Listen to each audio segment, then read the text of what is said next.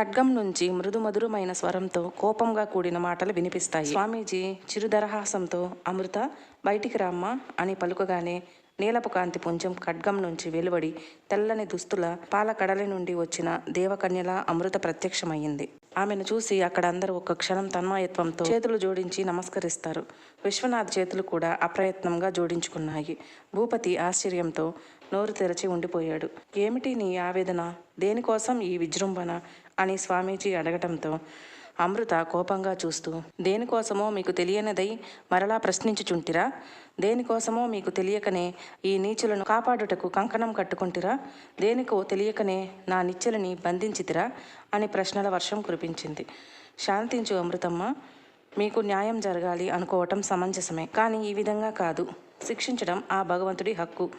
పుట్టించిన ఆయనే ప్రాణిని శిక్షిస్తాడు. ధరణి ప్రాణమున్న మనిషి నివాసం, ఆత్మలకు ఆవాసం కాదు. అవి భూమిపై తిరుగుట వినాశనాలు సృష్టించు ప్రకృతికి విరుద్ధం. ప్రకృతి ధర్మం కాపాడుటకు మా యోగులు ఎల్లవేళలా సంసిద్ధులై ఉంటారు. ఆపండి మీ ధర్మాలు. కాలధర్మాన్నే ధిక్కరించిన మీరు ధర్మాధర్మాల గురించి ప్రసంగించుట హాస్యముగానున్నది. అయినను మీకొక్క అవకాశం ఇద్దును. గౌరవంగా నళిని ఆత్మను విడుదల చెయ్యండి. ఈ నీచులను కాపాడటం మానుకోండి. అమృతమ్మ, నిన్ను అందరూ శాంతికి మారు రూపం అనేవారే. అటువంటిది ఎవరికోసమో నీ సొంత కుటుంబాన్ని చంపమంటున్నావా? ఏలనో నీ మరణానంతరం నీ మతి భ్రమించినదా అని భూపతి కోపంగా ముందుకు రాగా, ఆగరా పిడుగుపడ్డట్లు అనిపించిన ఆ స్వర ఉద్ధృతికి భూపతి ఎగిరి వెనక్కి పడ్డాడు. సొంత కుటుంబము, అందున సొంత వారిని అని మీరెవ్వరికీ లేనప్పుడు నేనెందుకు అనుకోవాలిరా సొంత దానిని అని? వేరొక స్త్రీపై మోహంతో నన్ను కుదువ పెట్టినప్పుడు గుర్తు రాలేదా? మీ స్వార్థానికి నన్ను చంపి ఆ నేరం నళినిపై మోపి తనను చంపుతారా? ఎందుకు మిమ్మల్ని విడవాలి?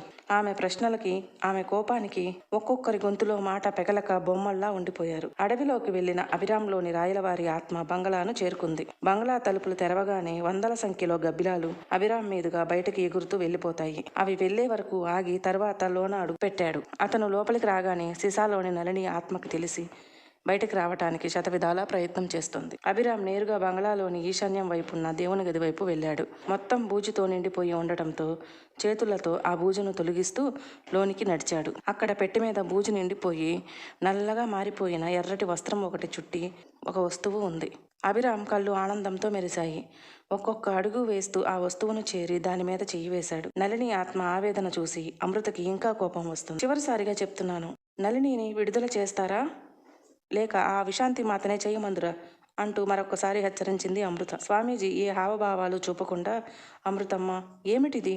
అసలు నువ్వేనా? నళినితో చేతులు కలపడం ఏమిటమ్మా? వీరు ఎవ్వరని నీ పగ? నీ కుటుంబం నీ రక్తం కాదా? కాదు కాదు, వీరు నా రక్తమే అయినా వీరి బుద్ధి నా కుటుంబానిది కాదు. నా తండ్రి నరసింహరాయులకు పుట్టినవారే అయితే వీరి బుద్ధి అంతా వక్రముగా ఉండనే ఉండదు. జరిగినది జరుగుతున్నది అంతా దైవేచ్ఛ. మీరు అడ్డు వచ్చి కాలధర్మాన్ని ధిక్కరించకండి అంటూ అమృత అరిచేసరికి అక్కడ నిశ్శబ్దం ఏర్పడుతుంది.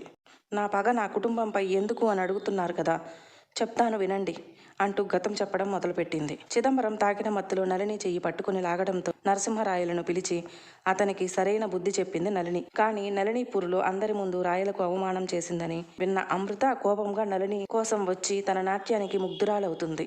తనే నళిని అని తెలుసుకుని కారణం అడిగితే జరిగింది చెప్తుంది. అర్థం చేసుకున్న అమృత బదులుగా నాట్యం నేర్పించమని అడుగుతుంది నళినిని. నళిని అమృతకు నాట్యం నేర్పించడానికి ఒప్పుకోవడం ఎందుకో రంజనకు నచ్చకపోయినా చెప్పే ధైర్యం లేక మౌనంగా ఉండిపోయింది. అమృత ఇంటికి వెళ్లేసరికి రాయలవారు ఊరి జనాలతో మాట్లాడుతూ ఉంటారు. వచ్చే శ్రావణ మాసం కల్లా మీ సహకారంతో దేవాలయ నిర్మాణం పూర్తవబోతుంది. ఇది అంతా మీ విజయమే. అందుకు మేము అందరినీ అభినందిస్తున్నాను.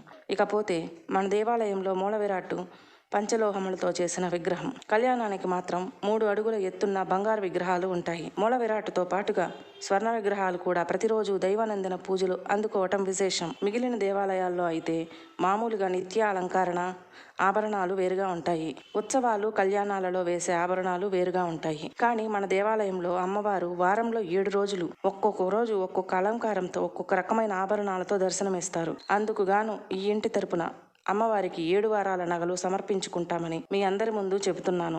అంతేకాదు, ప్రతి ఏటా పాత నగలు కాకుండా 7 వారాల నగలు ఈ ఇంటి నుంచి అమ్మవారికి వెళుతూనే ఉంటాయి. నా తర్వాత కూడా ఇది జరుగుతుందని మీకు మాట ఇస్తున్నాను. ఇక గుడికి వచ్చే ఆదాయం దేవాదాయ అభివృద్ధికి, ఉత్సవాల సమయంలో వచ్చే భక్తుల అన్న సమారాధనలకు ఖర్చు చేయాలని ఆదేశిస్తున్నాను. ఇంకా మీ అందరూ ఎదురు చూస్తున్న విషయం, దేవాలయ ప్రారంభం రోజున అమ్మవారి విగ్రహ ప్రతిష్టాపన నేను చేయటం లేదు. ముహూర్తం రోజున నేను నిర్ణయించిన వ్యక్తే వచ్చి విగ్రహ ప్రతిష్టాపన ఇంకా మొదటి పూజ కూడా చేస్తారు. ఆ వ్యక్తి మిమ్మల్ని ఉత్తేజపరిచేవారే కానీ నిరాశ చెందనిచ్చేవారు కాదని నేను హామీ ఇస్తున్నాను. ఇక మీరు ఇళ్లకు వెళ్ళిరండి. రాయల వారు ఇచ్చిన మాటతో కుటుంబంలో విభేదాలు చెలరేగనున్నాయా? ఇంతకీ అమ్మవారి విగ్రహ ప్రతిష్టాపన మరియు మొదటి పూజ చేసేది ఎవరు? మరో వీడియోలో తెలుసుకుందాం.